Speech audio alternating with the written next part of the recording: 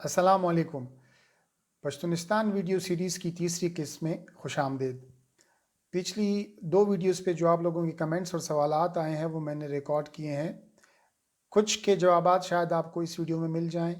और कुछ के जो नहीं मिलेंगे वो कोशिश करेंगे कि उनको ट्विटर पे या अगली किसी किस्त में उसके जवाबात दे सकें।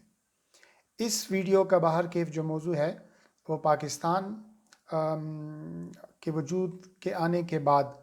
इंडिया और अफ़गानिस्तान के किरदार पर है कि उन्होंने पश्तूनिस्तान के मसले पे क्या किरदार अदा किया और कैसे सियासत की। अब ये मौजू बहुत वसी है, इसमें बहुत सारी तफसीलात हैं और उनका ज़िक्र करना बहुत ज़रूरी है ताकि हम उन तारीख़ी पहलुओं को, उन नुक्तों को समझ सकें जिसकी वजह से पश्तूनिस्तान का मसला जो हिंदुस्तान की तकसीम की एक एक छोटा सा साइड इफ़ेक्ट कह लें, उसका एक बाय प्रोडक्ट था, वो वहाँ से शुरू हुआ। लेकिन वो अपने हुजम में और अपनी इंटेंसिटी में, अपनी स्केल में और साइज़ में इतना बड़ा हो गया कि अगली चंद दिहाइयों के बाद इस मसले की वजह से पूरे दुनिया का जो नक्शा है वो तब्दील होकर रह गया। वो कैसे हुआ? अगर इसकी हम तशबीह और मिसाल एडवर्ड लॉरेंस की जो क्योस थ्योरी पे उनका जो पेपर है, जिसमें वो कहते हैं कि तितली के पर मारने की वजह से क्या कोई टॉर्नेडो वजूद में आ सकता है, क्या कोई जो तूफ़ानी जक्कड़ है क्या वो वजूद में आ सकता है? Can the flap of birds wings cause a tornado to form? तो मुझे लगता है कि ये बहुत मुनासिब मिसाल है पश्तूनिस्तान के मसले को उसके साइज़ और स्केल के हवाले से, उसके हुजम के हवाले से, उसकी जो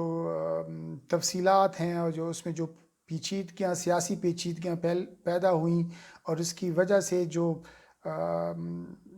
इलाकाई सियासत पे और बैनुल-अक़वामी सियासत पे बहुत सारे वाक़यात रूनुमा हुए, जो इस वजह जिसका आप समझ लें कि एक बहुत बड़ी रीज़न जो है वो पश्तूनिस्तान ही का मसला था। अब इस मसले पे तफसील से बात करेंगे, लेकिन वीडियो शुरू करने से पहले आप लोगों से गुजारिश कि अगर आप लोग मुनासिब लगे तो इस चैनल को सब्सक्राइब भी करें और कोशिश करें कि इन वीडियोस को मुख्तलिफ़ दोस्तों के साथ और ग्रुप्स में शेयर करें। तो वीडियो शुरू करते हैं। आप एज़ यूजुअल अगर आप लोगों के सवालात हैं तो ज़रूर आप अपने कमेंट्स में दीजिएगा, मुझसे आप ट्विटर पे भी पूछ सकते हैं, लेकिन वीडियो शुरू करते हैं। चलें जी, बिस्मिल्लाह। जैसे लास्ट वीडियो में हमने बात की थी कि बादशाह खान पाकिस्तान की इंसाज असम्बली का हल्फ उठा लेते हैं, पाकिस्तान के साथ वफादारी का हल्फ उठाते हैं और अपने कारकुनों को भी कहते हैं कि वो भी पाकिस्तान के साथ वफादारी का हल्फ उठाएं। अब बात यहाँ से थोड़ी सी आगे भी बढ़ाएंगे और थोड़ा सा रेफरेंस भी देंगे कि अफ़गानिस्तान ने इस दौरान, जैसे मैंने आपको बताया था, अफ़गानिस्तान ने बाज़ाब्ता तौर पर बरतानवी और हिंदुस्तान की हुकूमत को, मुत्तहिदा हिंदुस्तान की हुकूमत को कंटेक्ट किया था और उनसे कहा था कि वो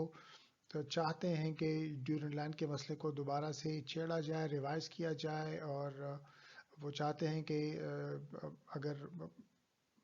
बरतानिया इंडिया को छोड़कर जा रहा है तो वो भी चाहते हैं कि उनके जो इलाके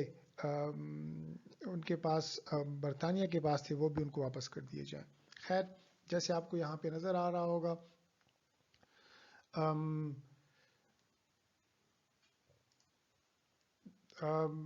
बरतानिया और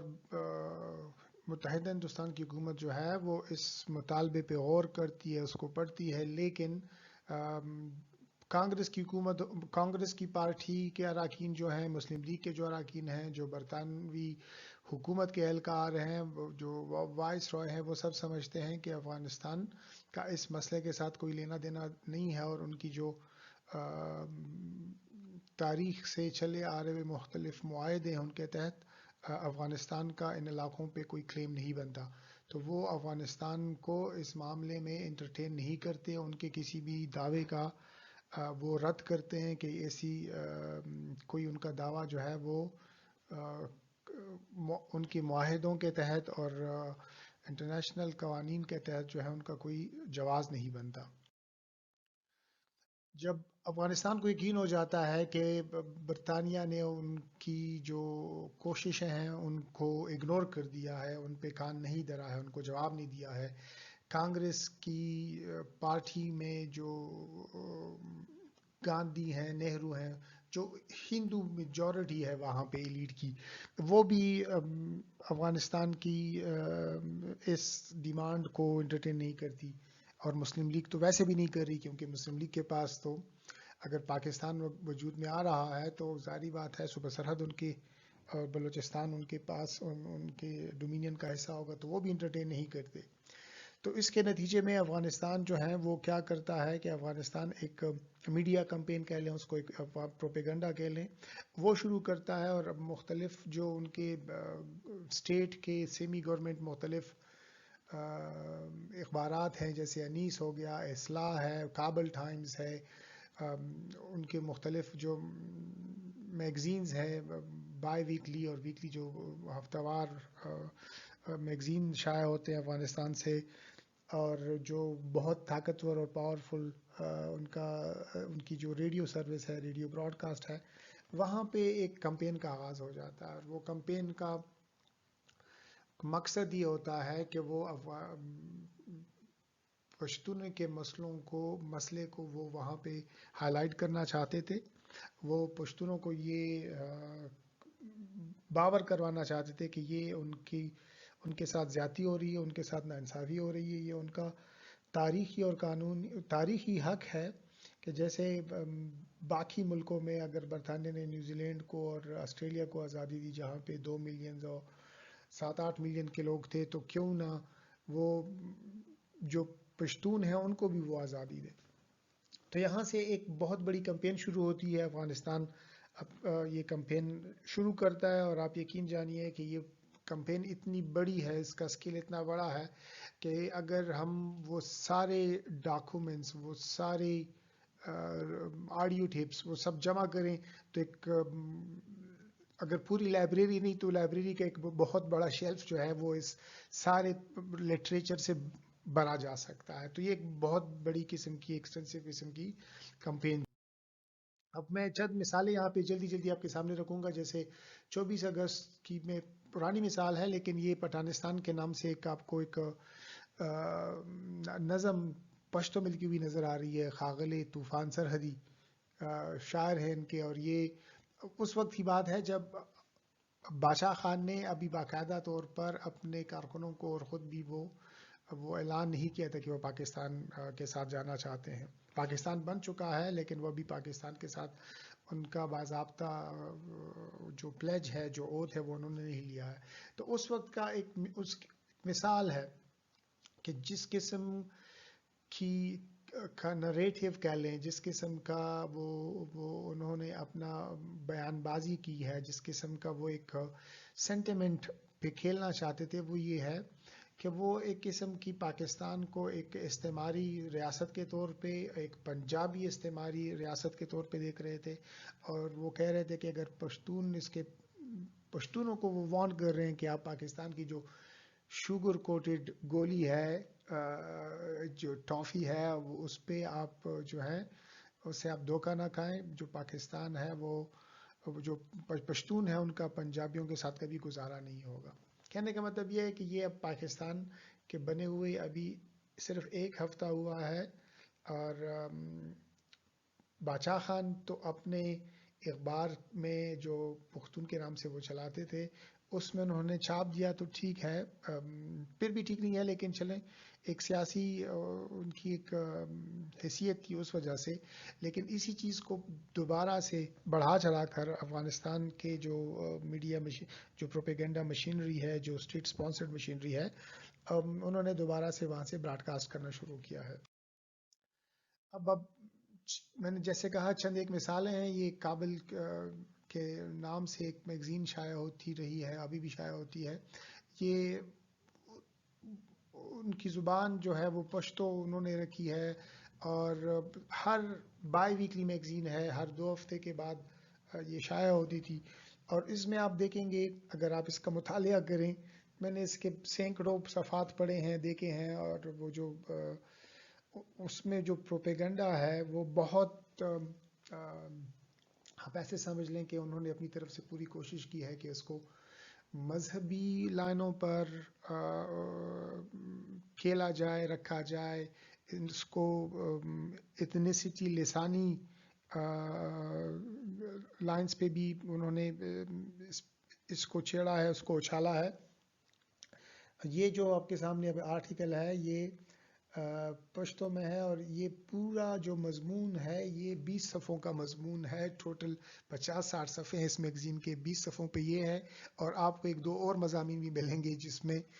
پختونستان کے حوالے سے ان کی بات کی ہے۔ اور کہانی کہاں سے شروع ہوتی ہے؟ وہ تاریخ سے شروع کرتے ہیں، وہ مغل کی بات کرتے ہیں کہ کیسے مغلوں کے وقت میں پشتونوں کے ساتھ زیادتی کی گئی، پھر کیسے خوشحال خان خٹک سے لے کر وہ دوسرے پیرو خان اور بہت سارے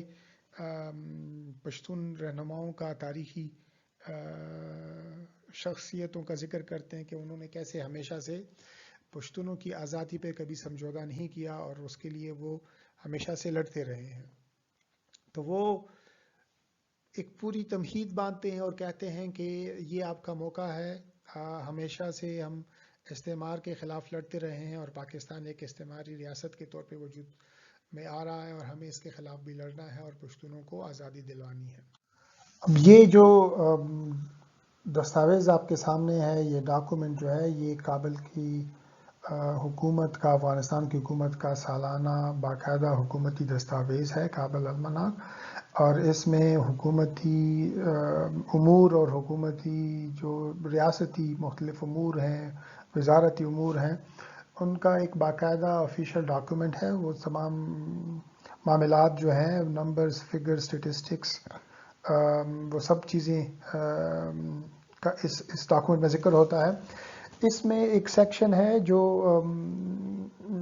وزارت خارجہ کے حوالے سے ہے، جس میں ریجنل، علاقائی اور بین الاقوامی معاملات پہ افغانستان کی حکومت کا آفیشیل جو ورژن ہے، جو موقف ہے، اس پہ ذکر کیا گیا ہے۔ تو اس میں جو سیکشن آپ کو اس وقت نظر آ رہا ہے وہ ہندوستان کے متعلق ہے، اور جیسے اس وقت کے حالات تھے وہ انہوں نے یہاں پہ ذکر کیا ہے کہ برطانوی حکومت جو ہے وہ ہندوستان کو آزاد کر رہی ہے، اور آزاد کرتے وقت وہ پاکستان اور انڈیا کی ایک ڈومینین میں ان کو تقسیم کر رہی ہے۔ وہ یہاں پہ خصوصاً ذکر کرتی ہے کہ جو افغان ہیں، جو پٹھان ہیں، جو پشتون ہیں ہندوستان کے، وہ ان کے جو ریفرنڈم ہے، رائے گیری جس کو یہاں پہ کہہ رہے ہیں، اس کا ذکر کرتے ہیں کہ انہوں نے باوجود اس کے کہ برطانوی حکومت کو کہا گیا، ان سے مطالبہ کیا گیا، ان کو کمپلینٹ کی گئی کہ آپ اس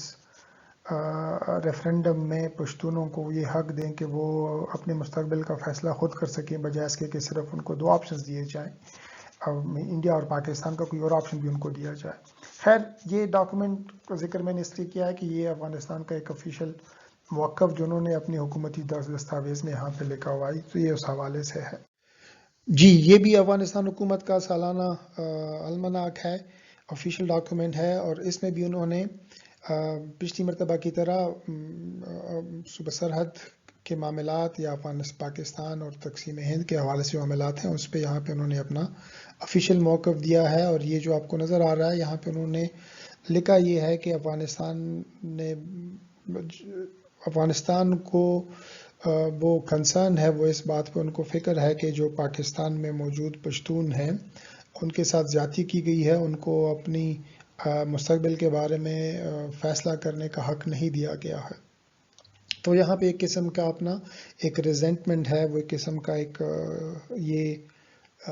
اظہار کر رہے ہیں کہ پاکستان کی نئی بننے والی حکومت نے پشتونوں کے ساتھ جو ہے وہ انصاف نہیں برتا ہے، ان کو حق رائے دہی میں اپنی مرضی سے اپنے ووٹ کا حق استعمال کرنے کا جو طریقہ کار ہے وہ اچھے طریقے سے ان کے سامنے نہیں رکھا، ان کو یہ موقع نہیں دیا گیا۔ یہاں پہ وہ مزید چند واقعات کا ذکر کرتے ہیں جس میں ہم آگے جا کے ذکر کریں گے، لیکن خیر وہ کہہ رہے ہیں کہ پاکستانی ایئر فورس نے افغانستان کے مختلف علاقوں پہ بمباری کی ہے اور کس طریقے سے پاکستان جو ہے وہ افغانستان کے اندر ایک قسم کی ریوولٹ کو کروانے کی کوشش کر رہا. اس پہ میں آگے جا کے بات کروں گا، لیکن یہاں پہ بات کرنے کا جو موضوع اور مقصد تھا وہ صرف یہ ہے کہ افغانستان کی حکومت کا آفیشیل ورژن آپ کے سامنے رکھا جائے کہ وہ یہاں تک وہ کہہ رہے ہیں کہ صوبہ سرحد کی عوام کو، پشتونوں کو ریفرنڈم میں اپنی مرضی سے اپنی مستقبل کا فیصلہ کرنے کا حق نہیں دیا گیا ہے. اور وہ اس بات کا اعتراف بھی یہاں پہ کر رہے ہیں کہ پاکستان اور افغانستان کے جو تعلقات ہیں وہ وقت کے ساتھ ساتھ مزید خراب ہو رہے ہیں. اس کے علاوہ انہوں نے باقی انٹرنیشنل مختلف مسائل پہ ڈسکشن کی ہے جس کے ساتھ فی الحال ہمارا کوئی تعلق نہیں ہے. کہنے کا مطلب یہ ہے کہ افغانستان کی حکومت باضابطہ طور پر اعتراف کر رہی ہے کہ افغانستان اور پاکستان کے حالات جو ہیں وہ وقت کے ساتھ ساتھ مزید جو ہیں وہ خراب ہوتے جا رہے ہیں. یہ بھی قسم کا اسٹیٹ ڈاکیومنٹ ہے، سیمی گورنمنٹ ڈاکیومنٹ سمجھ لیں، جو حکومتی تنخواہوں پہ یا حکومتی مشینری کے ساتھ جو لوگ کام کر رہے تھے یہ انہی کی ایک مختلف اسٹیٹ میگزینز ہیں، نیوز پیپرز ہیں، یہ اس سے لیے کہ اقتصابات ہیں. اور جو آپ کے سامنے میں نے رکھا ہے وہ یہ ہے کہ وہ تقریباً ہر ایک اشاعت میں، ہر دوسرے تیسرے مضمون میں پشتونوں کا، پاکستان کا، پشتونستان کا ذکر یہاں پہ کیا جا رہا ہے. اور ظاہری بات ہے جو ان کے ذکر کرنے کا انداز ہے، جو زاویہ ہے یا جو ان کا مقصد ہے وہ یہی ہے کہ وہ اپنی طرف سے ثابت کر رہے ہیں، کہہ رہے ہیں کہ جو پاکستان کی حکومت ہے وہ ایک استعماری حکومت ہے، وہ پشتونوں کے ساتھ وہ پاکستان میں بسنے والے افغانوں کے ساتھ جو ہے وہ انصاف نہیں برت رہی. اور یہاں پہ وہ آپ کو نظر آ رہا ہوگا وہ پاکستان اور اسلام کا ذکر بھی کر رہے ہیں. وہ عبدالولی خان کے مختلف جو لیٹرز ہیں، جو ان کے مضمون ہیں، ان کو انہوں نے شائع کیا ہے. لیکن خیر وہی جو میں نے پچھلی 2 سلائڈز میں بات کی کہ انہوں نے شروع کی ہے کمپین کا ان کا جو مقصد ہے وہ ایک ہی ہے کہ وہ اس موضوع کو فی الحال ان کی جو ٹارگٹ آڈینس ہے اس پشتو زبان میں شائع شدہ مواد سے، وہ ظاہری بات ہے پاکستان میں صوبہ سرحد میں بسنے والے پشتون ہیں. لیکن انہوں نے اس پروپیگنڈا کے ساتھ ساتھ جو ہے انٹرنیشنلی بھی اپنی طرف سے کوشش کی ہے، اپنے سفیروں کے ذریعے جو لندن میں اور جو واشنگٹن میں تھے ان کے ذریعے کوشش کی کہ اس موضوع کو وہاں پہ ڈپلومیٹک لیولز پہ مختلف ممالک کے ساتھ کیسے اٹھایا جائے اور اس کو ایک قسم کا انٹرنیشنلائز کیا جائے. تو وہ لوکل آڈینس کو بھی کیٹر کر رہے ہیں اور وہ انٹرنیشنل آڈینس کو بھی انٹرنیشنل سرکلز میں بھی اس ایشو کو اٹھانے کی کوشش کر رہے ہیں اپنی کیمپین سے. خیر پاکستان جو ہے وہ 30 ستمبر 1947 کو اقوام متحدہ کا باقاعدہ ممبر بنتا ہے، اور جب وہ ممبر بنتا ہے تو اس کے ساتھ یمن بھی اسی دن اقوام متحدہ کا ممبر بن جاتا ہے. اور آپ کو نظر آ رہا ہوگا یہاں میں ہائی لائٹ کیا ہے کلرز میں کہ جو ووٹ پڑے اس وقت ٹوٹل ووٹ جو پڑے وہ تقریباً 55 تھے. 55 ووٹس میں سے 54 ممالک ووٹ کا ایک ووٹ ایک ملک کی طرف سے، تو 54 ممالک کی طرف سے پاکستان کو اقوام متحدہ میں خوش آمدید کہا گیا اور اس کو ایک آزاد اور ایک پرامن ملک کے طور پر مانا گیا. صرف ایک ملک نے ان کی پاکستان کی مخالفت کی تھی اور وہ بدقسمتی سے افغانستان تھا. اور افغانستان کا ورژن یہ تھا کہ وہ پاکستان کی اس لیے مخالفت کر رہے ہیں. یہ جو آپ کو تصویر نظر آ رہی ہے یہ آپ کو ظفر اللہ خان جو پاکستان کے فورن منسٹر ہیں وہ نظر آ رہے ہیں، اور یہ یمن کے نمائندہ ہیں، اور یہ اقوام متحدہ کے سیکرٹری جنرل کے ساتھ بیٹھے ہوئے ہیں اور جو ڈاکومنٹس ہیں اس پہ سائن کر رہے ہیں، جس کے نتیجے میں پاکستان باقاعدہ طور پر اقوام متحدہ کا ممبر بن جاتا. اور افغانستان اپنی طرف سے جو ان کے مندوب تھے اقوام متحدہ میں عبدالحسین عزیز اس وقت، وہ انہوں نے یہ اعتراض اٹھایا کہ جو پاکستان ہے انہوں نے صوبہ سرحد کے عوام کے ساتھ ناانصافی کی، ان کو حق نہیں دیا ہے، اور ہم پاکستان کی حکومت کو تسلیم نہیں کرتے ہیں۔ اب معاملات دو نئی حکومتیں تقسیم ہند کے نتیجے میں سامنے آ گئی ہیں، لیکن تقسیم ہند ہوتے ساتھ ہی بہت سارے اور مسائل کھڑے ہو گئے ہیں۔ کچھ ریاستوں پہ انڈیا نے اپنی فوجیں بھیجی ہیں ان کو اپنے ساتھ زبردستی میں لانے کے لیے، اور ایک ریاست جس کا موضوع ابھی تک چل رہا ہے، جس کا مسئلہ ابھی تک حل نہیں ہوا ہے، وہ کشمیر ہے۔ تو کشمیر کے جو اس وقت کے راجا ہیں، انہوں نے انیشلی طور پر جو ہے وہ کسی ڈومینین میں شامل ہونے کا فیصلہ نہیں کیا، لیکن انہوں نے پھر جب فیصلہ کیا تو ان کا جو فیصلہ تھا وہ ظاہری بات ہے وہ افغانستان جو ہندوستان کے تقسیم کے فارمولے کے خلاف تھا، کیونکہ جو وہاں کی اکثریت مسلم آبادی تھی، اس فارمولے کے تحت کشمیر کو پاکستان کے ساتھ ملنا تھا، لیکن ان کے راجا نے فیصلہ کیا کہ ان کو انڈیا کے ساتھ الحاق کرنا ہے، اور انہوں نے انڈیا سے مدد مانگی۔ جب پاکستان کو اندازہ ہو گیا کہ ٹھیک ہے اب کشمیر جو ہے وہ فارمولے کی روح کے مطابق، اصول کے مطابق پاکستان کے ساتھ شامل نہیں کیا جا رہا، تو پاکستان نے کیا کیا کہ اکتوبر 1947 میں جو قبائلی علاقے ہیں اکثریت، وہاں سے دیر سے اور وزیرستان سے اور خیبر سے اور ممند سے اور باجاور سے، ہر جگہ سے مختلف پشتونوں کو کشمیر میں لڑنے کے لیے بھیجا۔ مختلف دستاویزات میں مختلف تعداد ہے، کوئی آفیشیل ڈاکیومنٹ نہیں ہے، لیکن ایک محتاط اندازے کے مطابق تقریباً 75,000 کے قریب جو پشتون ہیں وہ کشمیر میں لڑنے کے لیے گئے۔ اب جب وہ وہاں پہ گئے تو جواہر لال نہرو نے انڈین فورسز کو، انڈین ایئر فورس کو وہاں پہ پاکستان کے خلاف اور پشتون قبائلیوں کے خلاف لڑنے کے لیے وہاں پہ بھیجا، اور وہ ایک لمبی چوڑی کہانی ہے، ایک لمبی چوڑی داستان ہے، لیکن یہاں سے آپ کو اندازہ ہو گیا ہوگا کہ جب پاکستان بن گیا اور پاکستان اقوام متحدہ میں ستمبر میں آتا ہے، اور ٹھیک ایک مہینے کے بعد پاکستان ایک دوسرے کانفلکٹ میں چلا جاتا ہے، اور یہ ایک ملٹری کانفلکٹ ہے، اور اس کانفلکٹ میں جو لوگ انوالو ہیں وہ صوبہ سرحد کے اکثریت کے عوام وہاں پہ انوالو ہیں۔ اب یہ ایشو انٹرنیشنل پالیٹکس میں اقوام متحدہ میں چلا جاتا ہے، بہت سارے ممالک جو ہیں وہ اس میں اپنے طریقے سے کوشش کرتے ہیں کہ ہندوستان کو اور پاکستان کو مذاکرات کی ٹیبل پہ لایا جائے، کسی طریقے سے اس مسئلے کا حل نکالا جائے، لیکن یہ جو ملٹری کانفلکٹ ہے، مختلف بیٹلز جو ہیں وہ کشمیر میں وہ جاری رہتے ہیں جب تک کہ پاکستان اور انڈیا جو ہے وہ 1948 میں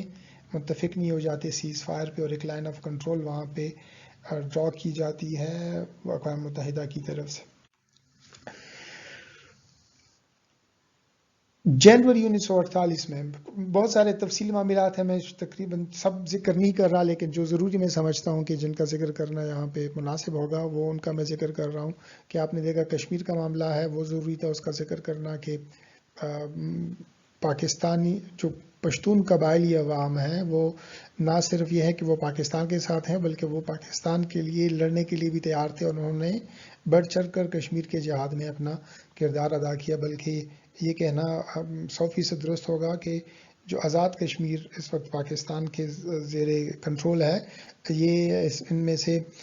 کشمیر کے اپنے لوگوں کا بہت بڑا کردار ہے، اور پاکستان کے پشتون قبائلیوں کا بہت بڑا کردار ہے اس میں۔ جنوری 1948 میں افغانستان جو ہے وہ افغانستان کے جو پرائم منسٹر ہیں وہ پاکستان آتے ہیں اپنے ایک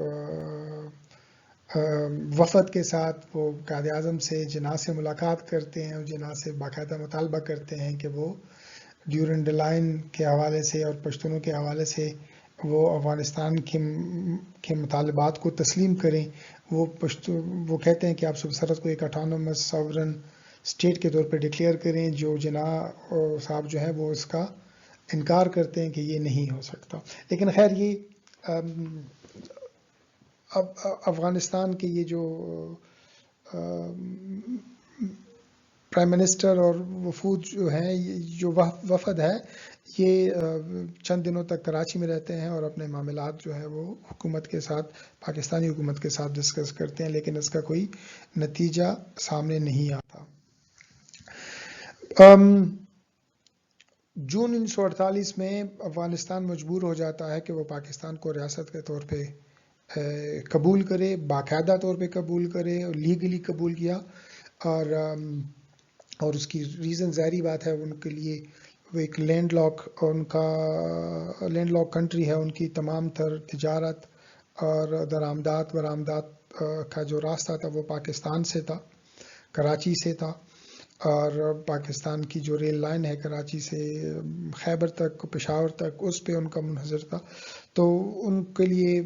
بہت ضروری تھا کہ وہ پاکستان کے ساتھ اپنے معاملات کو استوارے بھی. اس کے لیے ضروری تھا کہ وہ پاکستان کو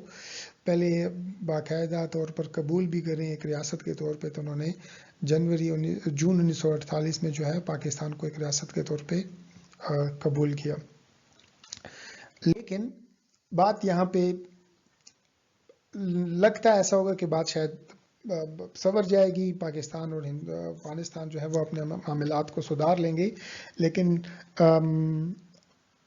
باوجود یہ کہ افغانستان جو ہے وہ باقاعدہ طور پر پاکستان کی ریاست کو،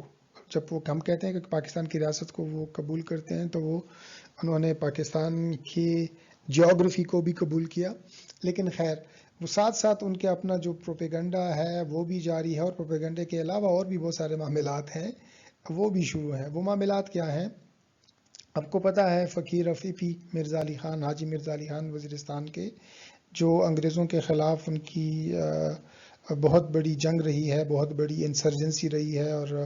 انگریزوں کو مختلف مقامات پہ بہت سارا نقصان بھی پہنچایا ہے. وہ الگ بات ہے کہ ان کی تمام تر ملٹری جو فتوحات آپ اس کو کہہ لیں، یا فتوحات تو نہیں کہیں گے ان کو، کیونکہ وہ ایک چھاپہ مار کارروائی تھی اور وہ اتنی پر اثر نہیں رہی. لیکن انہوں نے انگریزوں کو کبھی چین سے وزیرستان پہ حکومت کرنے بھی نہیں دیا. تو دونوں باتیں اپنی جگہ پہ درست ہیں. اب ہوتا یہ ہے اس دوران کہ افغانستان فقیر عفیفی کے تھرو یا اپنے چینلز کے تھرو، کیونکہ فقیر عفیفی کو پہلے بھی افغانستان کے تھرو اٹالینز کا اور جرمنز کی سپورٹ رہی ہے، جو ان کی انگریزوں کے خلاف جنگ تھی وہ ان کے سپورٹ سے ہی چلی. ان کو نہ صرف یہ کہ ٹیکٹیکل سپورٹ ملی، جس میں باقاعدہ ملٹری پلاننگ ان کو بتائی جاتی تھی، ان کو ان کے پاس جو اسلحہ تھا وہ بھی آپ کو اٹالینز اور جرمنز کا ان کے پاس تھا. اور اس کے علاوہ اور بھی جو پروپیگنڈا کے حوالے سے ان کو مشینری دی گئی کہ کس طرح آپ نے مختلف اخبارات چھاپنے ہیں اور اپنا پروپیگنڈا کیسے آگے چلانا ہے. اب جب پاکستان بن گیا اور پاکستان ایک اسلامی ریاست کے طور پہ سامنے آیا، تو فقیر عفیفی تو ظاہری بات ہے ان کی جو کوشش تھی، ان کی جو جدوجہد تھی، وہ انگریزوں کی سامراجی حکومت سے آزادی تھی. اور وہ آزادی وہ مذہب کی نظر سے دیکھتے تھے کہ ہمیں مذہب کی آزادی ہو، ہمارے مذہب میں کسی کا، غیر مسلموں کا کے زیر اثر نہ ہو، ہمارے مذہبی معاملات اور ہماری قبائلی معاملات جو ہیں وہ بھی ان کے زیر اثر نہ ہو. تو پاکستان جب وجود میں آ جاتا ہے تو ظاہری بات ہے ان کے جو آبجیکٹیوز ہیں وہ بہت حد تک پاکستان کے وجود کے آنے کے ساتھ پورے ہو جاتے ہیں، سوائے اس کے کہ جو انہوں نے جون میں بنو کی جو ریزولوشن ہے جو پاس کی تھی، اس میں وہ تمام باتیں موجود ہیں جو وہ چاہتے تھے، سوائے اس کے کہ یہ جو نئی ریاست ہے یہ صرف بالخصوص پشتونوں کے لیے نہیں ہے، بلکہ وہ مسلمانوں کے لیے بنائی گئی ہے، جس میں بنگال سے اور سندھی بھی ہیں اور پنجابی بھی ہیں اور بلوچی بھی ہیں. تو وہ پختونوں کے لیے مخصوص ریاست نہیں ہے، لیکن بہرکیف یہ ایک مسلمانوں کے لیے ایک مخصوص ریاست کے طور پہ سامنے آئیں. تو اس وجہ سے بہت سارے جو ان کے مطالبات تھے وہ پاکستان کے آنے کے ساتھ پورے ہو گئے تھے. باہر کیف اب مذہبی جذبے سے یا مذہبی لائنز پر فقیر رفیقی کو دوبارہ اس بات پہ راضی کرنا کہ جو ان کی جدوجہد تھی، جو وہ جہاد سمجھ کر رہے تھے انگریزوں کے خلاف، وہ ابھی اختتام تک نہیں پہنچی. کیونکہ پاکستان جو ریاست کے طور پہ سامنے آیا ہے، یہ ریاست جو ہے یہ اصل میں انگریز استعماری حکومت کی ایک تسلسل ہے. اور انگریز حکومت نے کیا کیا ہے کہ وہ انہوں نے نہ صرف یہ کہ اپنا تمام تر جو استعماری طاقت اور مشینری ہے وہ پاکستان کے حوالے کی ہے، بلکہ قادیانیوں کو بھی اس ملک کا اور اس ملک کے آئین اور قانون کا ایک قسم کا حکمران بنا دیا ہے. اور قادیانی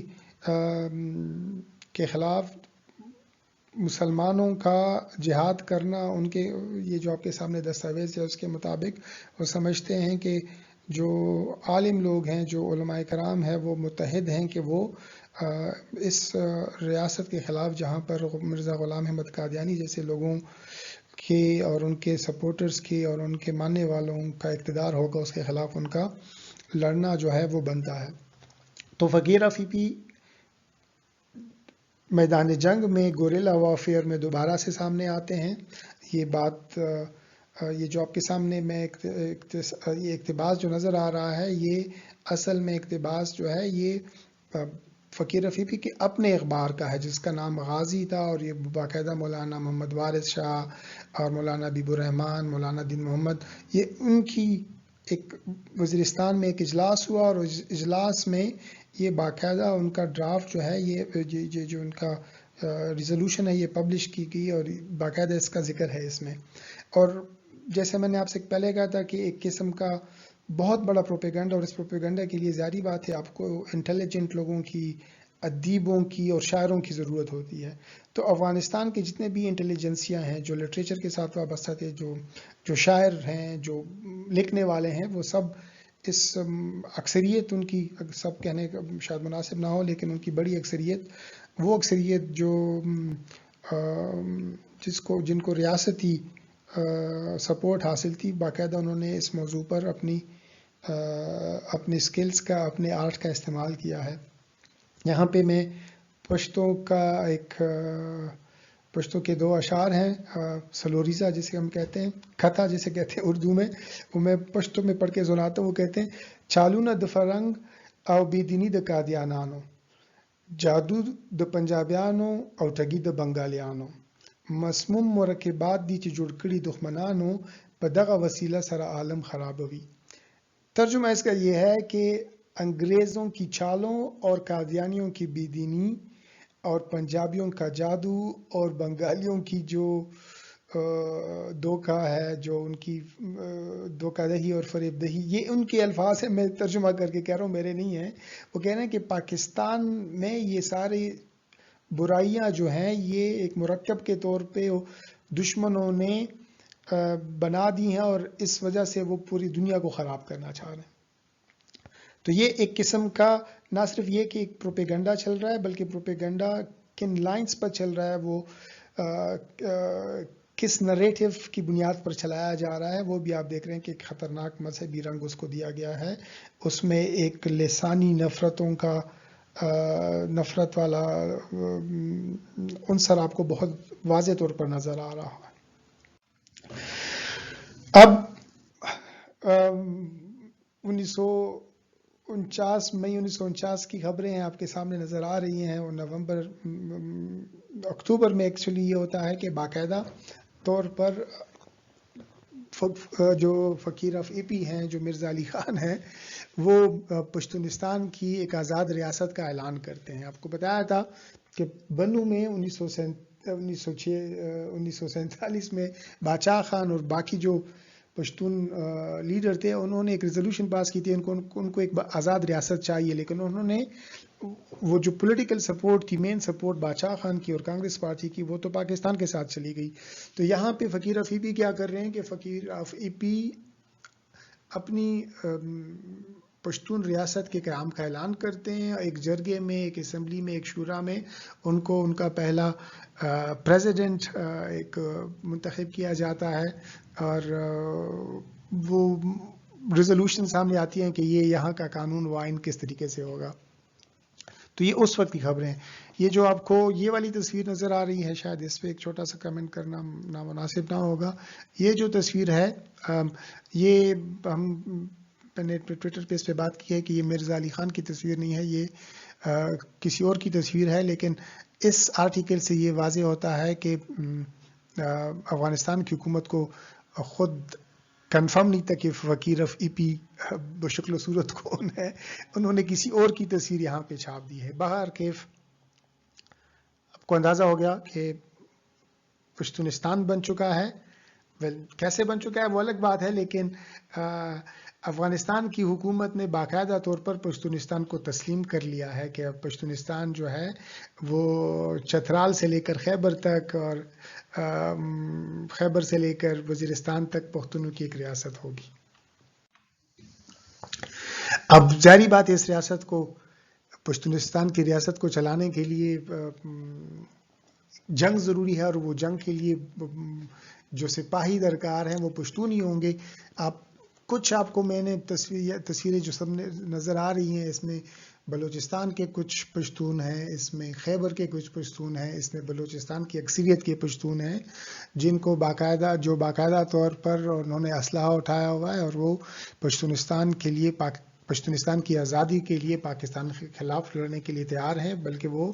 باقاعدہ طور پر انگیج ہیں. اس وقت انہوں نے پاکستان کے اندر پاکستانی ریاست کے مختلف دفتروں پر، انسٹالیشنز پر اپنے حملے کرنا، اپنی گوریلا کارروائیوں کا آغاز وہ انہوں نے کیا ہوا تھا، اور وہ جاری ہے. اور یہ چیزیں میں آپ کو بتا رہا ہوں، یہ میرا سورس جو ہے وہ افغانستان کے آفیشیل دستاویزات ہیں، یہ افغانستان کے آفیشیل ڈاکومنٹس سے یہ تصویریں لی گئی ہیں. اب پاکستان ایک نئی ریاست بن گیا ہے، لیکن پاکستان جو ہے وہ جنگ کر رہا ہے کشمیر میں انڈیا کے ساتھ ان کی جنگ چل رہی ہے. یہاں پر پاکستان کے لیے ایک بہت بڑا مسئلہ درپیش ہو گیا ہے بارڈر کی دوسری طرف، اور وہ افغانستان کے ساتھ ہے کہ وہاں پہ فقیر آف اے پی اور بہت سارے اور لوگوں نے اسلحہ اٹھا لیا اور وہ پاکستان کے خلاف لڑنے کے لیے تیار ہیں. تو اب یہ اندازہ لگانا بہت زیادہ آسان ہے کہ جب ایک نئی ریاست وجود میں آتی ہے اور ان کے مشرق اور مغرب دونوں سرحدوں پر جنگ جاری ہو، اور اس ریاست کے ابھی تقسیم کا عمل جو ہے وہ جغرافیائی تقسیم ہوئی ہے، لیکن ابھی جو وسائل کی تقسیم تھی وہ ابھی نہیں ہوئی ہے. پاکستان کو جہاز تو مل گئے، پاکستان کے پاس جو اسلحہ پاکستانی حدود کے اندر تھا وہ تو موجود ہے، لیکن اس اسلحے میں بھرنے کے لیے جو کارتوس ہیں اور جو ویپنری ہے وہ ابھی تک ہندوستان میں ہی ہے. پاکستان کے پاس سٹیل مل کوئی نہیں ہے، پاکستان کے پاس وہ کارخانہ نہیں ہے جہاں پہ بارود بنایا جا سکے، جس کا استعمال کیا جا سکے. تو پاکستان کے پاس جو فوج تو ہے، لیکن اس فوج کے لڑنے کے لیے جو ہتھیار ہیں وہ ناکافی ہیں، اس کو چلانے کے لیے جو فیکٹریز چاہیے وہ بھی موجود نہیں ہے. میرے خیال سے تقریباً 1,64,000 ٹن کا تقریباً ٹوٹل ویپنری اور اسلحہ تھا متحدہ ہندوستان کی ریاست میں، جو 1,64,000 پاکستان کو ملنا تھا تقسیم کے فارمولے کے مطابق. لیکن اس وقت تک پاکستان کو اس میں سے صرف 20,000 ٹن، شاید اس سے بھی کم اسلحہ ملا تھا، اور باقی موجود نہیں تھا. اور یہی وجہ تھی کہ پاکستان دنیا کے مختلف ممالک کے پاس جا رہا تھا اسلحے کے اصول کے لیے. انہوں نے پاکستان جو ہے وہ امریکہ سے کہہ رہا ہے اس کو سپورٹ کیا جائے، وہ یورپ میں آ کے مختلف ممالک سے کہہ رہا ہے کہ ان کو اسلحہ دیا جائے، کیونکہ وہ اس وقت اپنی دونوں سرحدوں پر ایک جنگ میں مبتلا ہے. انڈیا کے ساتھ جو جنگ ہے وہ سائز میں بڑی ہے، جو پاکستانی بارڈر پہ جنگ ہے جو افغانستان کے بارڈر کے ساتھ ہے وہ گوریلا وارفیئر ہے. لیکن باہر کیف جو افغانستان کی ریاست کی جو سپورٹ ہے وہ نہ صرف یہ کہ پاکستانی طرف موجود پشتون ہیں وہ استعمال کر رہے ہیں، بلکہ ابھی آگے ذکر آئے گا، آپ دیکھیں گے کہ افغانستان کے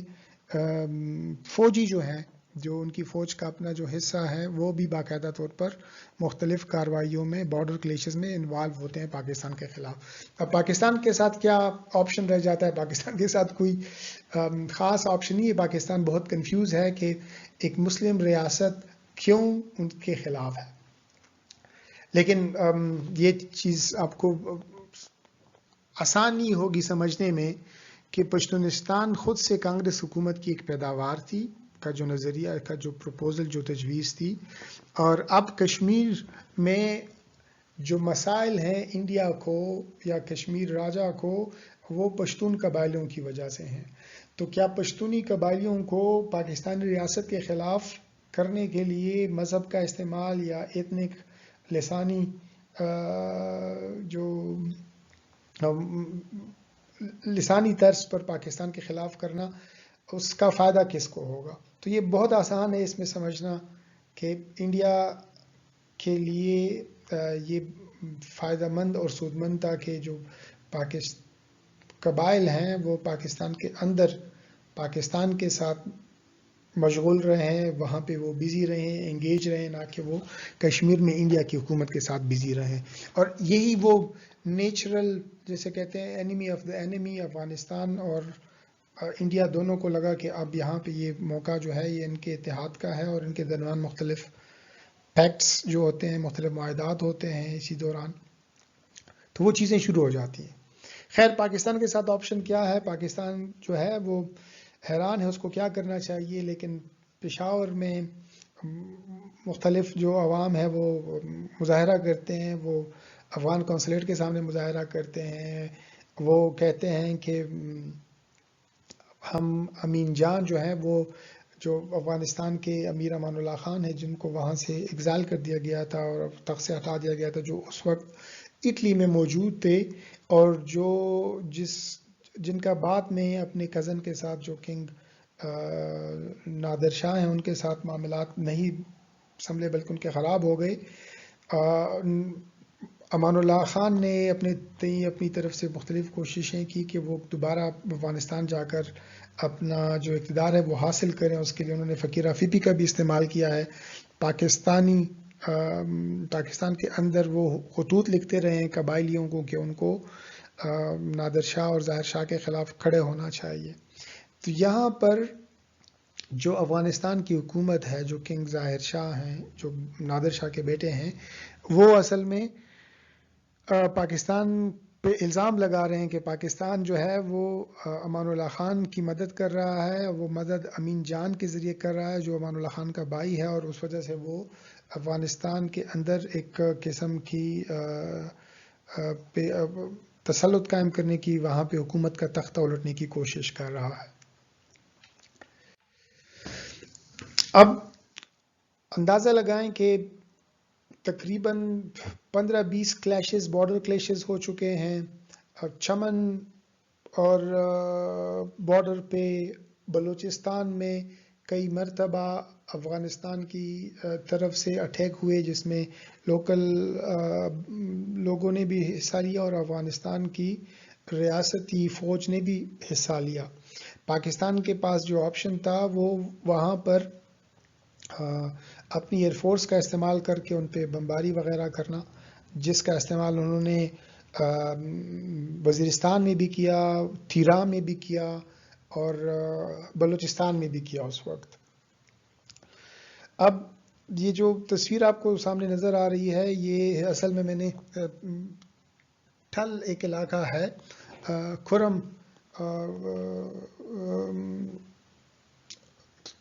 کھرم کا علاقہ ہے، وہاں پر یہ برج موجود ہے. جو فقیر افیفی مرزا علی خان کے سپورٹرز ہیں، فالوورز ہیں، وہ پاکستانی مختلف دفاتر پر یا ملٹری انسٹالیشنز پر انہوں نے حملے شروع کیے ہوئے یا مختلف جگہوں پہ جا کے وہ اپنی کارروائیاں کرتے تھے. تو ایک دفعہ ایسے ہوا کہ پاکستانی جہاز جو ان کے خلاف کارروائی کرنے کے لیے گیا، پاکستانی ریاست کا موقف یہ تھا کہ وہ یہ جو لوگ ہیں یہ پل اڑانا چاہتے تھے، اور پاکستانی طیارے نے پہلے پمفلٹ گرایا، ان کو وارن کیا کہ وہ سب وہاں سے منتشر ہو جائیں، لیکن جب وہ منتشر نہیں ہوئے تو یہ جو فقیر افیفی کے فالوورز تھے انہوں نے جہاز پہ فائر کیا ہے، اور جواباً جو پاکستانی طیارے ہیں، جو جنگی طیارے ہیں، اس نے ان پہ بمباری کی، جس کے بعد وہ لوگ منتشر ہو گئے۔ ہوتا یہ ہے کہ جب یہ بومبنگ، اور میں نے آپ سے کہا کہ یہ ایسے نہیں ہے کہ ایک دفعہ بومبنگ ہوئی، یہ ایک کمپین تھی باقاعدہ جو چلی وہاں پر، کیونکہ پاکستان وہاں پہ اپنی فوج کے ساتھ انوالو نہیں تھا جو وہاں پہ ان کے خلاف لڑے، بلکہ وہ اکثر انہوں نے اپنی ایئر فورس کا استعمال کیا۔ اب ظاہری بات ہے، افغانستان اور پاکستان کا جو بارڈر ہے اس قبائلی علاقوں میں، وہاں پہ کوئی فینس نہیں ہے، کوئی واضح لائن موجود نہیں تھی، بلکہ چند لینڈ مارک تھے، جس کی وجہ سے بہت مشکل تھا یہ اندازہ لگانا کہ پاکستان کا بارڈر اور افغانستان کا بارڈر کہاں پہ ہے، اور کہاں سے پاکستان اور افغانستان کے سرحدات جو ہیں وہ جدا ہوتے۔ تو اور یہ لوگ جیسے انہوں نے پہلے بھی کیا ہے کہ کارروائی جب ہوتی تھی تو یہ کارروائی وزیرستان میں کرنے کے بعد پناہ کے لیے پہاڑوں پہ یا غاروں میں، اور بعض اوقات افغانستان بھی چلے جاتے تھے اور وہاں پہ وہ پناہ لیتے تھے۔ تو خیر ہوتا یہ ہے کہ پاکستان کے جہاز جو ہے جب بمباری کرتے ہیں تو ان کی جو بمباری ہے وہ ایکچولی افغانستان کے بارڈر کے اندر وہ کرتے ہیں، ایک مغلقی کا علاقہ ہے وہاں پہ وہ بومبنگ کرتے ہیں۔